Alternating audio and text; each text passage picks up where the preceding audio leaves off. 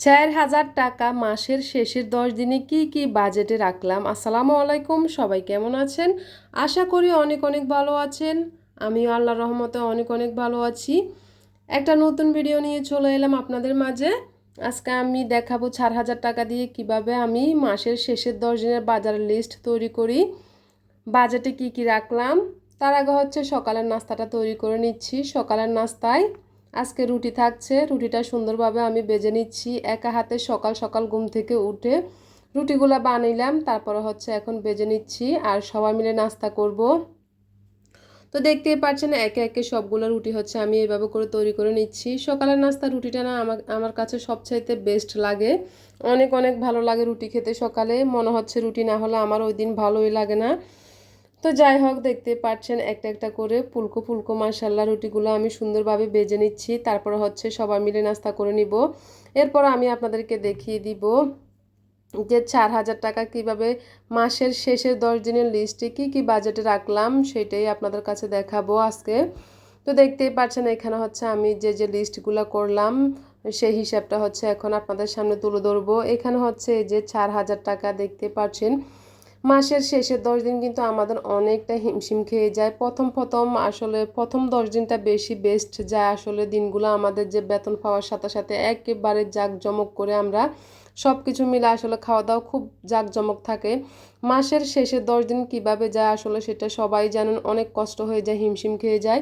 যারা মধ্যবিত্ত ফ্যামিলির আসলে তাদের অবশ্যই অনেক কষ্ট হয়।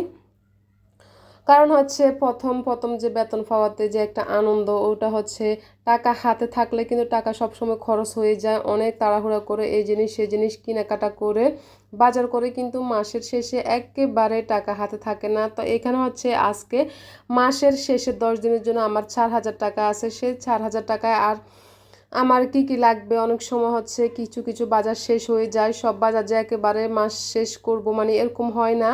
তা আমার কিছু কিছু মুদি বাজার, কিছু কিছু বাজার শেষ হয়ে গেছে। তো আমি কিছু কিছু বাজার এই ৪,০০০ টাকার মধ্যে আমার যা যা লাগবে সব কিছু হচ্ছে আমি আজকে মানে এখানে রাখবো আর কি, লিখে রাখবো। তারপর হচ্ছে দিয়ে দিব কি কি বাজার লাগবে। সে বাজার এনেও যদি আমার কিছু টাকা থাকে তাহলে কিন্তু আমি জমাতে পারবো। মধ্যবিত্ত ফ্যামিলিদের একেবারে সীমিত হিসেবে খরচ করি আমরা। সব সময় হচ্ছে এতটা এতটা বেশি বেশি জিনিস আমরা আনি না। আমাদের যতটুকু প্রয়োজন আমাদের সদস্য অনুযায়ী সেটুকুই কিন্তু আমরা হচ্ছে খরচ করে থাকি। তো এখানে দেখতে পাচ্ছেন আমার কি কি লাগবে। কাঁচা বাজার হচ্ছে আমি সাপ্তাহিক কিনি, মাসে একেবারে কিনি না। এখানে যেহেতু ১০ দিনের জন্য আমার ২ সপ্তাহ এখানে কিনলে আমার চলবে আর কি। তারপরে হচ্ছে এখানে আমার যে মুরগি আমি ২ কেজি লিখলাম। কারণ হচ্ছে আমার মাছ নিয়ে আসলো, মাছ আছে একেবারে ১ মাসের জন্য পুরো মাছ আমার নিয়ে আসে একসাথে, বড় মাছ ছোট মাছ। মাছ আমার লাগে না। তো যেহেতু মুরগি নেই, মুরগিটা আমার শেষের ১০ দিনের জন্য আমার ২ কেজি মুরগি হলে কিন্তু আমার সুন্দরভাবে চলবে। এখানে হচ্ছে চিনি ১ কেজি। চিনি ১ কেজি আমার কিছুটা আছে, শর্ট খেয়েছে, এই জন্য হচ্ছে ১ কেজি চিনি আমার লাগবে। আটা ২ কেজি। আটা আমার তো সব সময় লাগে, যে দেখেন যারা আমার ভিডিও, কারণ হচ্ছে আমি রুটি তৈরি করি সব সময়। এরপর হচ্ছে ডাল ১ কেজি, পেঁয়াজ ২ কেজি, রসুন ১ কেজি, আলু ৩ কেজি। আলু সব সময় আমার বেশি বেশি লাগে, কারণ হচ্ছে আমি রুটির সাথে আলু ভাজি করি কিংবা রান্নার সাথেও আলু ভাজি লাগে। বাচ্চাদের কিছু খাবার, তারপর হচ্ছে ফলটা যাই হোক যে কোনো ফল হলে নিয়ে আসে আর কি মাঝে মধ্যে। এই জন্য হচ্ছে আমার মাসের শেষের ১০ দিনের জন্য আমার এই লিস্টটা তৈরি করলাম।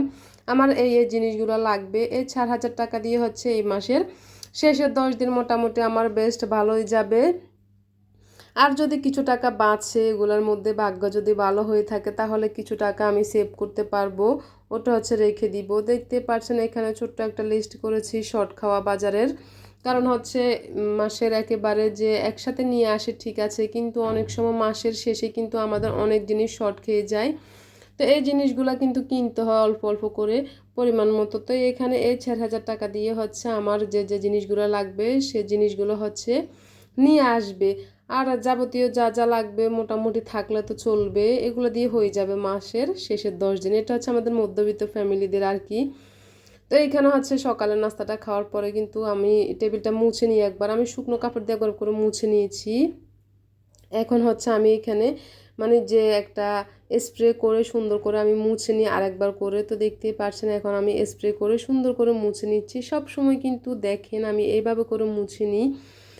তো আসলে স্প্রে করে গ্লাসগুলো মুছে নিলে কিন্তু একেবারে ক্লিন থাকে, খুবই সুন্দর দেখা যায়। তো এইভাবে করে হচ্ছে আমি গ্লাসগুলো পরিষ্কার করে নিচ্ছি।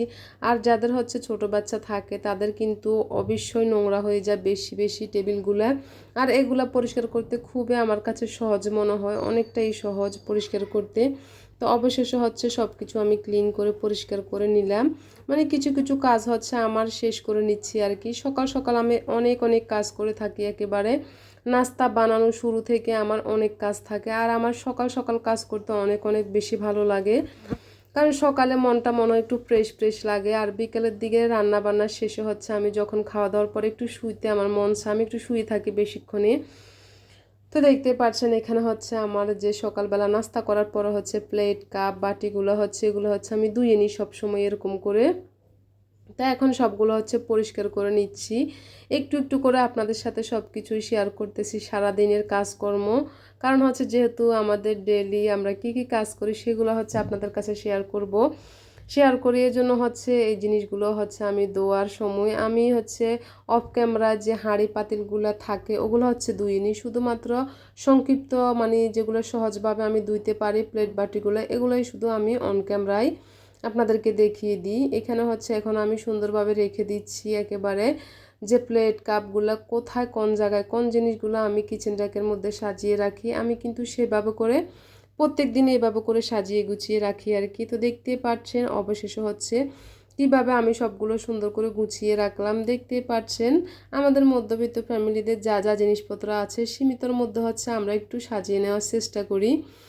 তো এই যে সব কিছু সুন্দর করে এখন হচ্ছে সাজিয়ে গুছিয়ে নিয়েছি। এরপরে হচ্ছে আমাদের রান্নার পালা, কারণ হচ্ছে দুপুরবেলা হয়ে গেছে যেহেতু রান্নার জন্য আজকে নিয়ে নিয়েছি কচুরমুখী আর করলা ভাজির সাথে আলু দিয়ে দিয়েছি মাছ। এখানে বড় মাছ আছে, বড় মাছ দিয়ে হচ্ছে কচুরমুখী রান্না করব, সাথে হচ্ছে করলা ভাজি করব। তো এখন চলে আসলাম রান্নায়। এখানে আমি ডাল রান্না করব, আরও ডালটা বসিয়ে দিয়েছি, সাথে হচ্ছে মাছ ভাজি করব প্রথমে।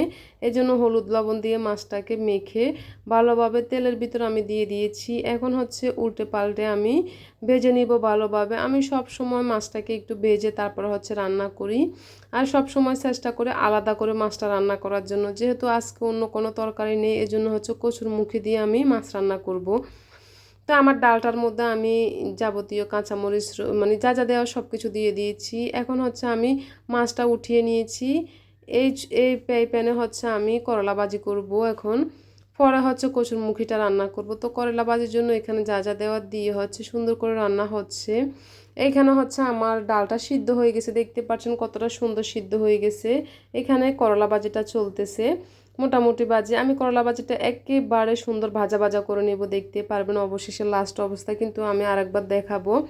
এখানে ডালটা আমি গুটে নিয়েছি সুন্দর করে, এখন হচ্ছে বাগার দিয়ে দিব। বাগার দেওয়ার জন্য এখানে পেঁয়াজ রসুন কুচি আমি সুন্দরভাবে তেলে ভেজে নিচ্ছি, তারপর হচ্ছে ডালের মধ্যে দিয়ে দিব। দেখতেই পাচ্ছেন ডালের মধ্যে দিয়ে আমি আরও কিছুক্ষণ ধরে একটুখানি ইয়ে করে নিব আর কি, রান্না করে নিব। এখানে হচ্ছে এখন আমি কচুর মুখিটা হচ্ছে রান্না করব মাছ দিয়ে। দেখতেই পাচ্ছেন মশলাটা কষিয়ে আমি ভালোভাবে মাছটা দিয়ে দিলাম। এখন হচ্ছে পরিমাণ মতো এখানে পানি দিব, তারপর হচ্ছে ঢাকনাটা দিয়ে দিলাম। কিছুক্ষণ কষানোর পরে যে ভালোভাবে কষানো হয়ে গেছে, কচুর মুখিটা এখন দিয়ে দিচ্ছি আস্ত করে, মানে যাতে না ভাঙে মাছটা। আমি ওরকমভাবে একটুখানি নাড়াচাড়া করে ঢাকনাটা দিয়ে দিয়েছি। এখন হচ্ছে আমি কিছুক্ষণ পরে এসে এই যে এগুলো হচ্ছে নাড়াচাড়া করে নিচ্ছি আর কি কচুর মুখিটা। তারপরে হচ্ছে আমি একেবারে দেখিয়ে দিব শেষ পর্যায়ে আমার রান্নাটা কেমন হয়েছে। আমি কিন্তু একবার করে দেখানোর চেষ্টা করি আমার রান্নাটা অবশেষে কেমন হয়েছে। তো দেখতেই পাচ্ছেন রান্নাটা একেবারে কমপ্লিট। এখানে হচ্ছে মাছ দিয়ে কচুর মুখি রান্না করলাম। যাই হোক মাশাআল্লাহ মোটামুটি হয়ে গেছে। তো এরকম কালার এসেছে, মানে কীরকম কালার এসেছে কীরকম হয়েছে দেখিয়ে দিচ্ছি।